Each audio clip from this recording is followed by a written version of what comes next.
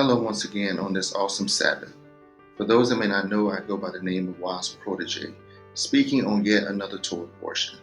This week we look into the portion called Nasso, a word that means lift up, speaking of lifting up the heads of the sons of Gershon, or an idiomatic way of saying, make an accounting of the sons of Gershon, finishing up the census of the Levites from my last Torah portion.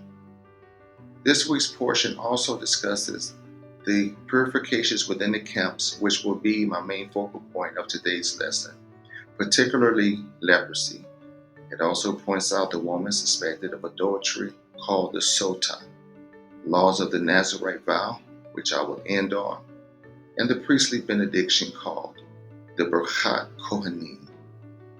In Numbers 5 it reads, And the Lord spake unto Moses, saying, Command the children of Israel that they put out of the camp every leper, and every one that hath an issue, and whosoever is defiled by the dead, both male and female shall ye put out, without the camp shall ye put them, that they defile not their camps, in the midst whereof I dwell.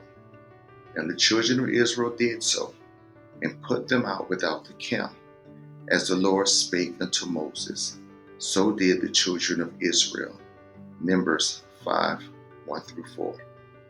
So here the Torah is dealing with three issues that would cause one to get put out of the camp of Israel: leprosy, a discharge, and a dead corpse. These three will make one tamai, or unclean, unfit to dwell among his or her fellow Israelite camps. Why is this? Because scriptures say that God dwells within their midst. The word many Bibles use for leprosy is the Hebrew word Tzaraat, spelled Tzaraat. These two words are not related. Leprosy is a contagious chronic bacterial infection that affects the skin and nervous system. A Greek mistranslation of the Hebrew word Tzaraat that came about in the 6th century. Seems the Septuagint is the first to translate Tzaraat as leprosy. They translate it as afflicted lepros, which means plague of leprosy. Interesting enough, according to many historians, the disease known as leprosy only made its way to the Middle East around the time the Septuagint was written. So now that we know that leprosy and Tzaraat are not the same disease or affliction, then the question is, what is Tzaraat? On the surface, Tzaraat appears to be a skin affliction that is not only not contagious, but according to scriptures can affect both clothing and houses as well. This is shown in Leviticus chapters 13 and 14. The ancient sages of Israel explain that Tzaraat was a supernatural affliction that will usually come about due to several sins, most notably the sin of speaking Lashon Hara, which is evil speech against another. It's as if God would use this supernatural phenomenon to expose your secret sins openly for all to see, whether it was on the skin of the perpetrator, their clothes, or their house. All would see and all would know. For example, one speaks evil of his fellow man, and upon warning they continue in the gossip and evil speech. God then exposes them by afflicting them with Tzaraat that shows up on their skin, clothing, or both.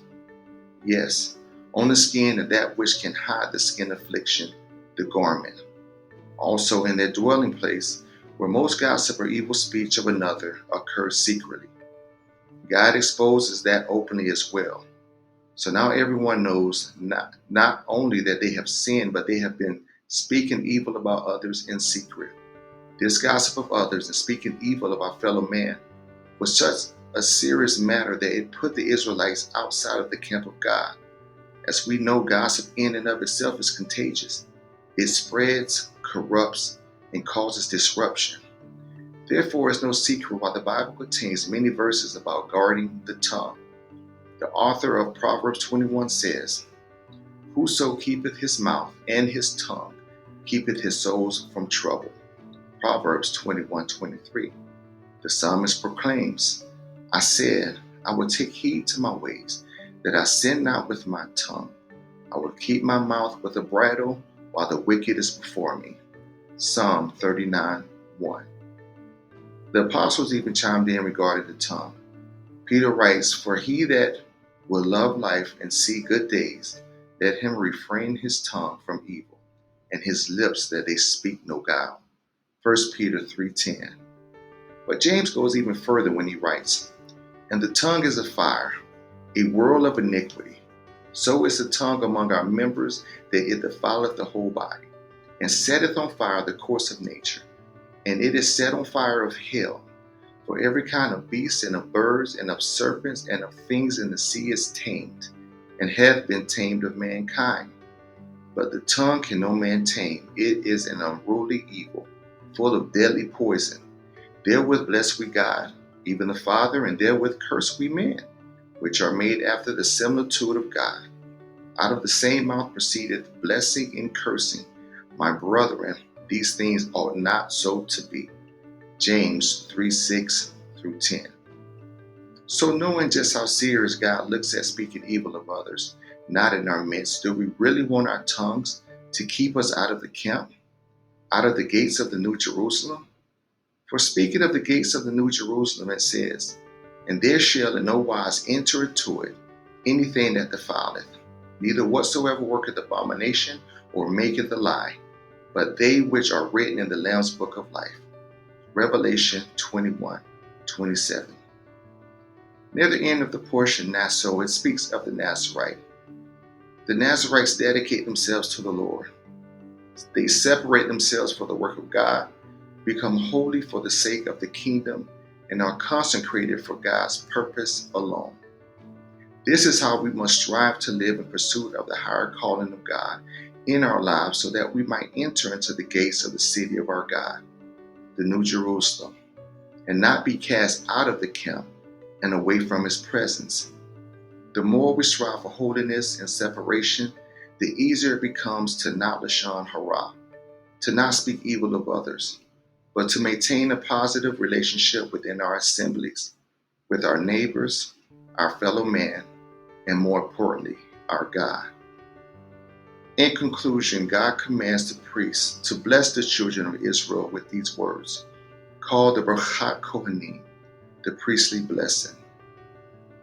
Yavarecha Adonai v'yishmereka, Ya'er Adonai panavaleka v'huneka, Yisa Adonai panavaleka v'yasim lecha shalom. May the Lord bless and keep you. The Lord make his face shine upon you and be gracious to you. The Lord lift up his countenance upon you and give you shalom. Shalom.